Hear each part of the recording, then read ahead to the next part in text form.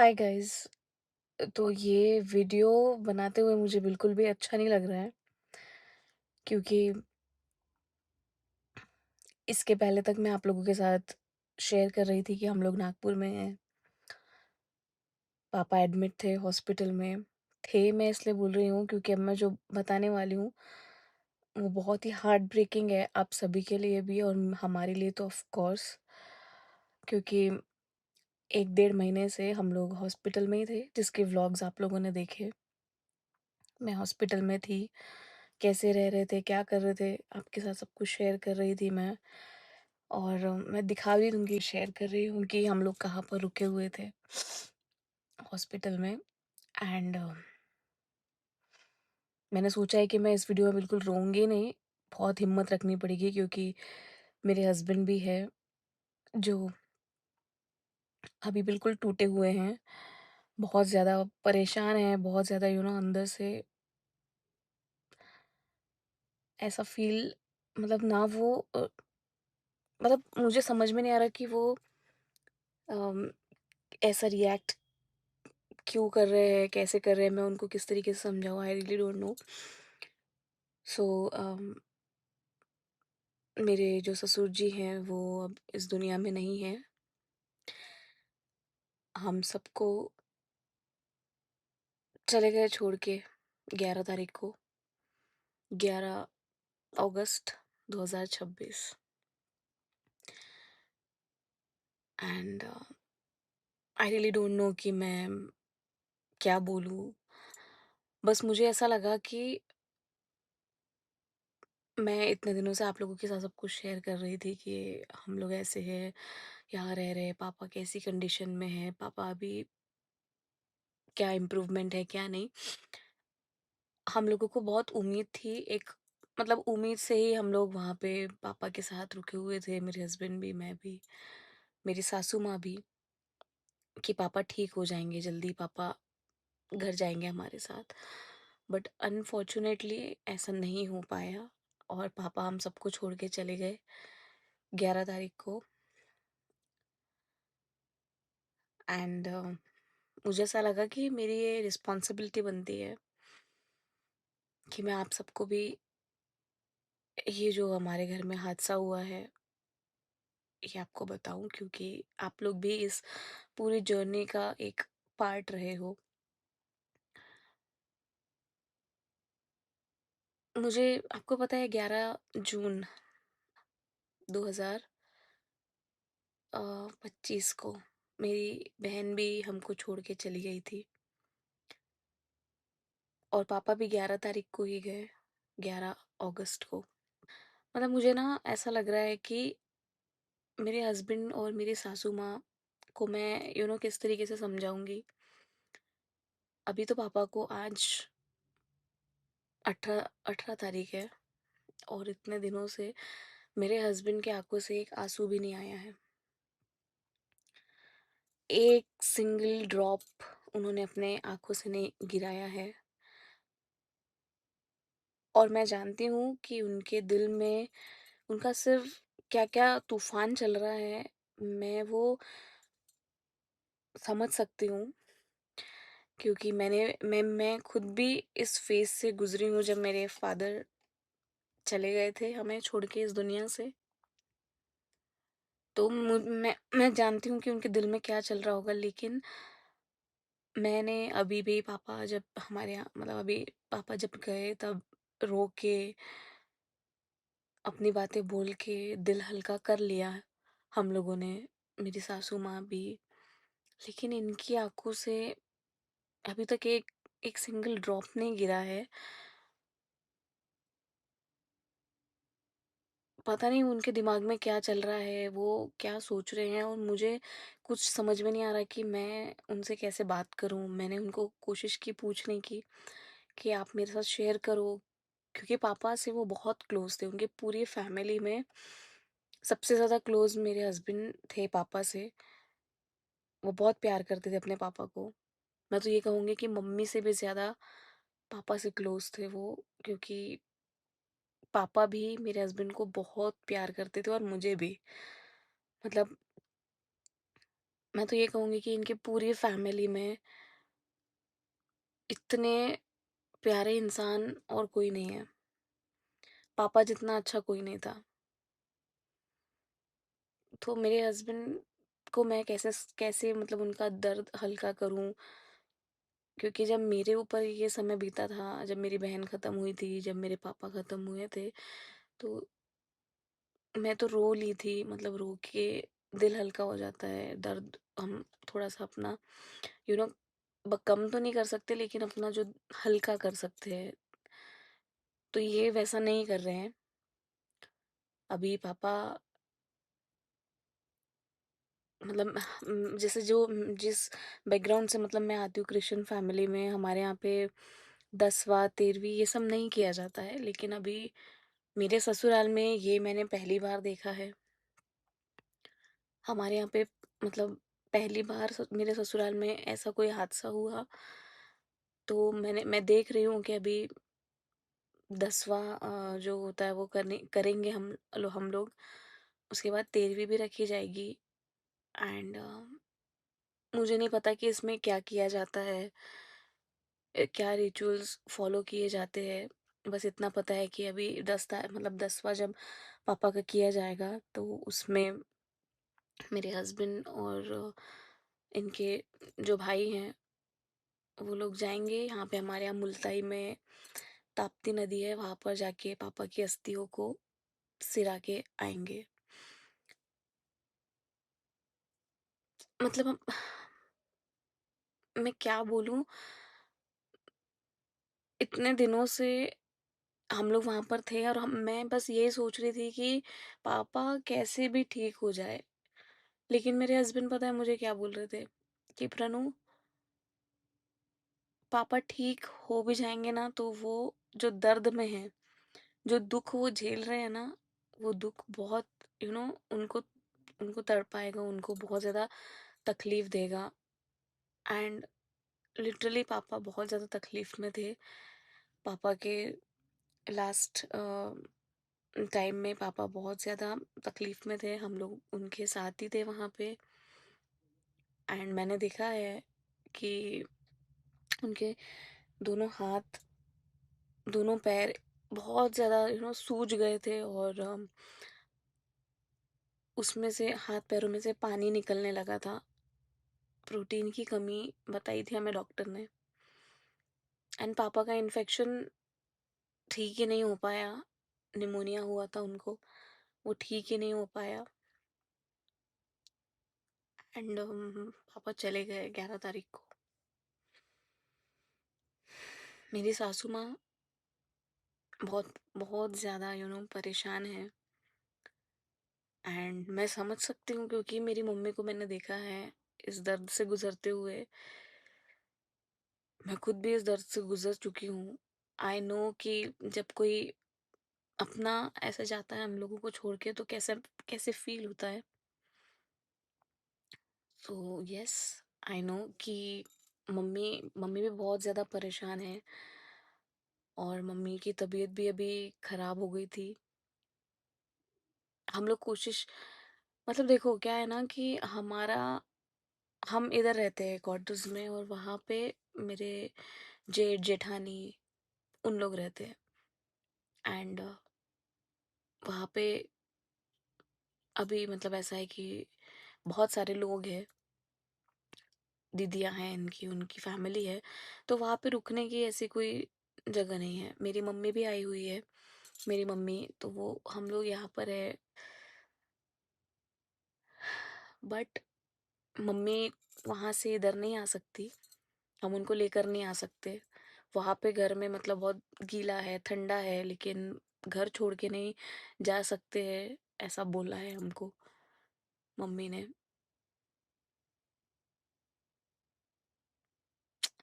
मतलब ना हम मुझे ऐसा लग रहा है कि हमारी फैमिली से एक ऐसा पर्सन चले गया है जो सब पूरी फैमिली की एक रीढ़ की हड्डी बोलते हैं ना, वो था। पापा इतने अच्छे थे। मैंने आप लोगों को हमेशा मतलब मैंने पहले भी अपने व्लॉग्स में कभी ना कभी ये शेयर किया ही है कि मैं जब इनके यहाँ पे शादी करके आई थी शुरू शुरू में, तो पापा पता है क्या करते थे मेरे लिए? चॉकलेट्स, उनको पता था कि मैं क्रिश्चियन फैमिली से बिलॉन्ग करती हूँ, खाने-पीने का केक्स, पेस्ट्रीज़, बिस्किट्स, इसका हम लोगों को बहुत वो रहता है क्रिसमस के टाइम पे भी, हमारे यहाँ पे ऑल द टाइम मतलब ये सब चीज़ें रहती थी। तो उनको ये सब सब चीज़ें पता थी, तो वो क्या करते थे कि जब मैं इनकी फैमिली में आई थी, तो यहाँ पे बिल्कुल ही सब कुछ अलग था। तो वो मेरे लिए ना बिस्किट्स, मेरे लिए चॉकलेट्स लेके आते थे और मेरे बेड के नीचे, मतलब मेरी जो तकिया थी ना उसके नीचे रख देते थे। और फिर जब मैं देखती थी कि यहाँ पे किसने ये रखा, तो पापा आके चुपचाप से एक स्माइल देके बोलते थे कि मैंने रखा है, तू खा लेना, किसी को मत बताना, चुपचाप से खा लेना, मैंने तेरे लिए लाया है, तेरे को पसंद है चॉकलेट्स, बिस्किट्स। और वो ये छोटी छोटी चीजें, बड़ी बड़ी चीजें याद नहीं रहती है इंसान को, ये जो छोटे छोटे जेस्चर्स रहते हैं ना, ये जिंदगी भर याद रहते हैं। और मैं, मेरे पास बस ये छोटी छोटी यादें हैं उनकी, जो वो मेरे लिए किया करते थे। और मैं कितनी बार, हजारों बार सबको ये बताती फिरती हूँ कि पापा मेरे लिए ऐसा करते थे, पापा मेरे लिए वैसा करते थे। और मुझे वो बहुत अच्छा लगता था। मैं जब शुरू में आई थी ना, तो मुझे इनकी फैमिली में बहुत अलग सा लगता था, मतलब कटा कटा लगता था, क्योंकि मैं कुछ नहीं जानती थी, मैं क्रिश्चियन फैमिली से थी, मुझे कुछ भी नहीं पता था इनके फैमिली में क्या होता। तो पापा ही इकलौते ऐसे इंसान थे जो मुझे कंफर्टेबल फील करवाते थे। जब मैं उनसे बात करती थी, तो मुझे ऐसा फील नहीं होता था कि मैं किसी अलग फैमिली में आई हूँ जहाँ पर मुझे कुछ नहीं समझता है। मतलब वो मुझे एक बेटी के जैसे ही समझते थे। मैं नहीं रोना चाह रही हूँ, बट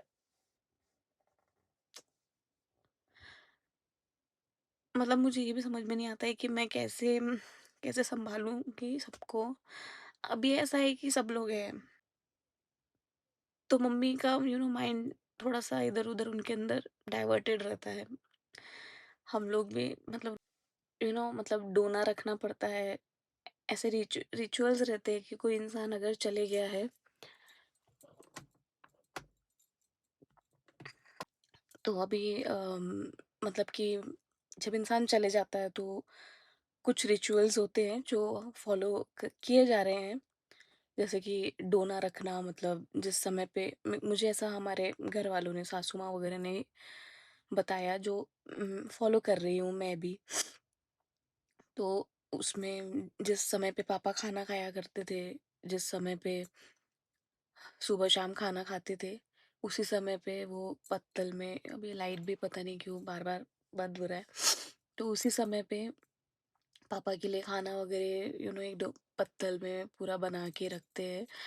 बट कहीं ना कहीं मतलब मैं ये सारी चीज़ों की रिस्पेक्ट करती हूँ, क्योंकि किसी ना किसी का ये भावनाएं जुड़ी होती है। बट मुझे पता है पर्सनली क्या फील होता है कि इंसान जब तक जिंदा है ना, तब तक उसका जितना कर सकते हो ना, उतना उतना कर लेना चाहिए। क्योंकि मरने के बाद क्या, मरने के बाद तो इंसान का कुछ भी नहीं बचा होता ना, हमें नहीं पता है कि वो जो हम रख रहे हैं वो आके खा रहे हैं। I don't know. जीते जी इंसान की जो भी सेवा हम कर सकते हैं, मुझे ऐसा लगता है कि वो करनी चाहिए। क्योंकि ये सब तो फिर हम अपने मन की शांति के लिए करते हैं। मुझे ऐसा लगता है, मैं किसी की वो नहीं कर रही हूँ, किसी का डिसरिस्पेक्ट नहीं कर रही हूँ, बट ये मेरा ओपिनियन है। बाकी सब कुछ ठीक है अपनी जगह, बस मुझे ये फील हो रहा है कि मेरे हस्बैंड बहुत टूट गए हैं यार। मतलब कितनी परेशानियां देखी है उन्होंने। और पापा का तो मतलब ऐसा था कि वो सोच ही नहीं सकते थे कि पापा ऐसा चले जाएंगे। वो रो नहीं रहे हैं, और मुझे सबसे ज़्यादा चिंता पता है क्या हो रही है, कि वो बिल्कुल रो नहीं रहे हैं, वो ऐसा कुछ रिएक्ट नहीं कर रहे हैं। और मुझे पता है कि जब इंसान अंदर से टूट जाता है ना, अंदर से बिल्कुल खाली हो जाता है, तो वो इसी तरीके से रिएक्ट करता है। And I really don't know कि मैं उनको कैसे ठीक करूं, उनके दिल का जो दर्द है वो बाहर कैसे निकालूं। मैं बस उनसे ये बोलती हूँ कि आप मुझे बताओ, मैं हूँ ऑल द टाइम यार, मैं हूँ आपके साथ। आपका जो भी दिमाग आपका चल रहा है, आपके दिमाग में जो भी चल रहा है वो मुझे बताओ। मैं वो कोशिश करूँगी कि आपका मैं दुःख हल्का कर सकूँ। बट आई रियली होप कि सब कुछ ठीक रहे एंड इसके बाद अब पापा को देखने नहीं मिलेगा, पापा को सुनने नहीं मिलेगा and thank God, thank God कि हम लोग, मतलब कई सारे लोग बोलते हैं कि वीडियो बनाना गलत है, वीडियोस नहीं बनाने चाहिए, वीडियो बनाने को गलत समझते हैं। मैंने अभी एक रील पोस्ट की थी, उसमें भी मैंने वो बताया है। आ, कुछ लोग ये नहीं समझते लेकिन कि हम लोग सिर्फ रील नहीं बना रहे हैं, हम लोग ना यादें जमा कर रहे हैं। जैसे कि जब हमें इंसान छोड़ के चले जाएगा, जो इंसान है, तो हम इन वीडियो यही वीडियो ही हमें उनकी आवाज़ सुनाएंगे, ये वीडियो ही हमें उनकी हंसी दिखाएंगे, ये वीडियो ही हमें उनकी याद दिलाएंगे ना। नहीं तो पहले कैसा था, जैसे मैं बहुत रिग्रेट करती हूँ कि मेरे पापा का मेरे पास कोई भी वीडियो नहीं है। वो इतने अच्छे सिंगर थे, वो इतना अच्छा गाते थे, लेकिन उनकी आवाज़ मैं कभी नहीं सुन पाई मेरे पापा जाने के बाद।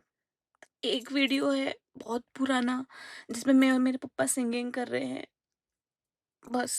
उसके अलावा एक उनकी फ़ोटोज़ हैं, लेकिन ऐसा कोई उनके साथ अच्छे-अच्छे से वीडियोज़ नहीं है, मेमोरीज़ नहीं है जिसमें कि मैं उनसे कभी फिर से वैसे कनेक्ट कर कर पाऊँ।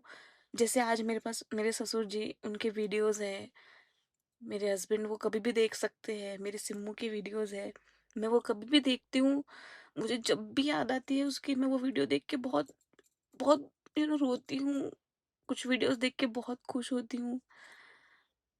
एंड यार मैं ये सोचती हूँ कि माँ लोगों के लिए कितना कितना मुश्किल है, बीवी के लिए कितना मुश्किल है जिसका हस्बैंड चले गया। मेरे हस्बैंड सबसे ज़्यादा टेंशन अभी पता है क्या क्या ले रहे हैं कि मम्मी मम्मी का टेंशन है उनको कि मेरी मम्मी कैसे रहेगी, मेरे मम्मी को आगे कैसे सब कुछ मैनेज होगा। क्योंकि मम्मी कैसा है ना कि इनके जो भाई हैं, उनके लिए मतलब वो ज़्यादा झुकाव है उनका, तो वो उधर ज़्यादा वो करती है, रहना चाहती है बिकॉज़ ऑफ सम रीज़न्स। लेकिन मेरे हस्बैंड को चिंता बस उनकी लगी रहती है कि मम्मी कैसे करेगी, मम्मी कैसे करेगी, मम्मी का कैसे होगा सब कुछ। कुछ लोगों ने पता है क्या कमेंट्स किए थे, मतलब मैं क्या बोलूँ कुछ लोगों को। आप लोगों को नहीं पता है कि यार आपके कमेंट से सामने वाले को कितना हर्ट हो रहा है। आप लोग मुझे बोलते हो ठीक है, मुझे समझ में आता है कि मैं तो मतलब ठीक, मैं तो हुई नहीं ठीक है, अच्छी बहू नहीं हूँ, अच्छी बेटी नहीं, मैं कुछ नहीं हूँ, मैं बस कोशिश करती हूँ सब कुछ करने की। लेकिन मेरे हस्बैंड यार ही इज़ अ, और ये इतने इतने अच्छे हैं। मैं ये नहीं बोल रही हूँ कि सिर्फ़ मेरे हस्बैंड है, मैं इसलिए बोल रही हूँ। बट मैंने उनको देखा है, वो अपने मम्मी-पापा के लिए कितना सोचते हैं, कितना उनके लिए दिल से हर एक चीज़ करने की कोशिश करते हैं। लेकिन फिर भी उनको कई लोगों ने बोला कि आपकी नौकरी मिली है, तो ऐसा नहीं करेगा क्या, वैसा नहीं करेगा क्या? यहाँ पे ना नौकरी की बात है नहीं, यहाँ पे बात है कि दिल से वो इंसान कितना कर रहा है। नौकरी मिली है की बात नहीं है, वो अपने माँ-बाप के लिए नौकरी नहीं भी होती ना, वो तब भी ऐसा ही होता।